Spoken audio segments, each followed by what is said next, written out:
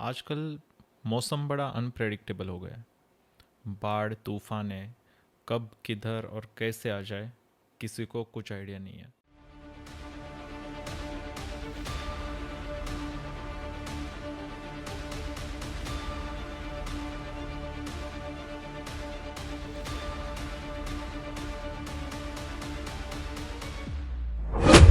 Nature तो unpredictable है ही, लेकिन जब कोई चीज़ समझ से परे होती है तो लोग उसमें कॉन्स्पिरसीज और खुद की थियरीज बनाना शुरू करते हैं। उसके पीछे साइंस क्या है ये जानने के लिए लोग लीस्ट इंटरेस्टेड रहते हैं। तो डीकोडेड तीसरा एंगल के 7th एपिसोड में हम देखते हैं एक कॉन्स्पिरसी थियरी और इसके पीछे का साइंस। क्लाइमेट चेंज के बारे में हम जब बात करते हैं तो फिर एक नाम बार बार आता है, HAARP, हार्प। क्या हार्प एक साइंटिफिक रिसर्च प्रोजेक्ट है या फिर एक क्लाइमेट वेपन जिसे पावरफुल लोग यूज करते हैं? तो चलिए डिकोड करते हैं। ये क्लाइमेट कंट्रोल है, रिसर्च प्रोजेक्ट है या एक कॉन्स्पिरसी? हार्प, HAARP का फुल फॉर्म है high frequency active auroral research programme. ये 1993 यूएस के अलास्का में शुरू हुआ था। इसका मेन मोटो था अर्थ का अपर एटमॉस्फेयर यानी आयोनोस्फीयर का स्टडी करना और रेडियो फ्रीक्वेंसी या क्लाउड में से हम कैसे कम्युनिकेशन को स्टेबल रख सकते हैं इस पे स्टडी करना। ये काफ़ी टेक्निकल और नीश रिसर्च प्रोजेक्ट था जिसको लोगों ने एक क्लाइमेट वेपन बना दिया।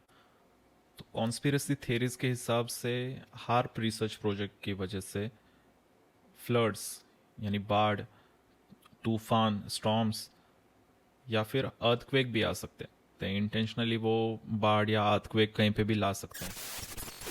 लेकिन क्या इसके पीछे कोई एविडेंस है, कोई सॉलिड ऐसा सबूत जिसकी वजह से हम बोल पाए कि हाँ ये लोग बाढ़ ला सकते हैं या फिर अर्थक्वेक आ रही है?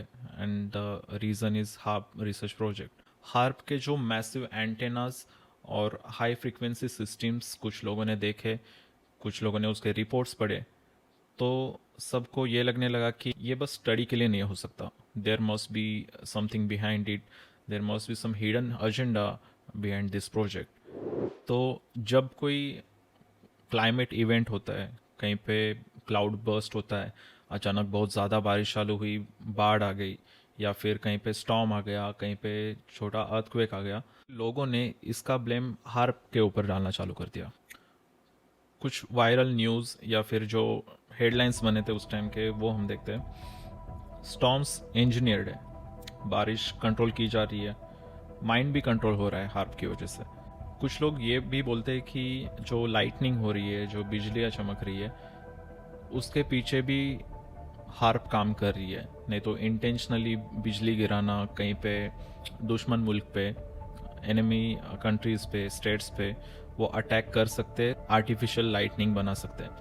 हमें ये बात को भी समझना ज़रूरी है कि हार्प का जो ट्रांसमीटर है वो 3.6 मेगावाट्स एनर्जी बना सकता है, पावर बना सकता है। एक लाइटनिंग में उससे 1000 गुना ज़्यादा एनर्जी होती है, और उसमें भी अर्थ के वेदर सिस्टम को इम्पैक्ट करने के लिए उस एक लाइटनिंग स्ट्राइक से भी बहुत ज़्यादा एनर्जी चाहिए। तो ये लाइटनिंग स्ट्राइक का कॉन्स्पिरसी टेक्निकली तो सही नहीं है, हो ही नहीं सकता, इम्पॉसिबल है। ये सब हो गई कॉन्स्पिरसी थियरीज, लेकिन कुछ चीज़ें पॉसिबल भी है, कुछ चीज़ें रियल है, वो यूज़ भी हो रही है। जैसे क्लाउड सीडिंग है। क्लाउड सीडिंग एक साइंटिफिक टेक्निक है जिसके ज़रिए हम बारिश इंड्यूस कर सकते हैं। सिल्वर आयोडाइड नाम का एक केमिकल होता है, वो अगर तुम क्लाउड में स्प्रे करते हो तो हम बारिश को इंड्यूस कर सकते हैं। चाइना ने 2008 के ओलंपिक्स के दौरान क्लाउड सीडिंग यूज़ किया था। यूएई तो रेगुलरली करता है। इंडिया ने भी इसका ट्रायल लिया था। कुछ ड्रॉट प्रोन जो स्टेट्स है उसमें आर्टिफिशियल रेन का एक्सपेरिमेंट कर चुके हैं। ये सब लोकलाइज्ड इंटरवेंशन है। तुम किसी जगह पे एक पर्टिकुलर एरिया में आपको पता है कि चलो यहाँ पे क्लाउड है, तो फिर वो बर्स्ट करके, नहीं तो फिर वहाँ पे बारिश इंड्यूस करके एक छोटा इम्पैक्ट ला सकते हो। बाढ़ या फिर पूरा क्लाइमेट चेंज लाना, पूरा वेदर सिस्टम बिगाड़ देना, I feel that is not possible, क्योंकि चीज़ों के पीछे साइंस होता है। वो हम किस हद तक सोच सकते हैं, नहीं तो लोग किस हद तक जा सकते हैं, इस पे नहीं चलता। वो अगर साइंटिफिकली पॉसिबल होता तो फिर ऑब्वियसली लोग कर सकते थे। लोगों की सोचने के हद की हम बात कर रहे थे, तो मिलिट्री यूज़ के बारे में भी बात करते हैं। क्लाउड सीडिंग का मिलिट्री यूज़ भी हुआ था। वियतनाम वॉर के दौरान यूएस ने ऑपरेशन पोपाई लॉन्च किया। एनिमी रूट्स को स्लीपरी बनाया, वहाँ कीचड़ हो गई, सोल्जर्स को प्रॉब्लम हो गई। इसका फ़ायदा यूएस ने लिया। तो let's see what is the तीसरा एंगल हियर। हाप एक साइंटिफिक फैसिलिटी थी जो वेदर कंट्रोल नहीं करती थी, और अब वो यूनिवर्सिटी ऑफ अलास्का के अंडर है। लेकिन टेक्नोलॉजी के मिसयूज़ का डर, ये तो जेन्युइन है। जियो इंजीनियरिंग, क्लाइमेट एक्सपेरिमेंट्स और मिलिट्री एक्सपेरिमेंट्स सब एग्जिस्ट करते हैं। यहाँ पे बात कॉन्स्पिरसी की नहीं है, ट्रांसपेरेंसी की है। जो गवर्नमेंट रिसर्च प्रोजेक्ट्स है उसमें भी कुछ ट्रांसपेरेंसी होनी चाहिए।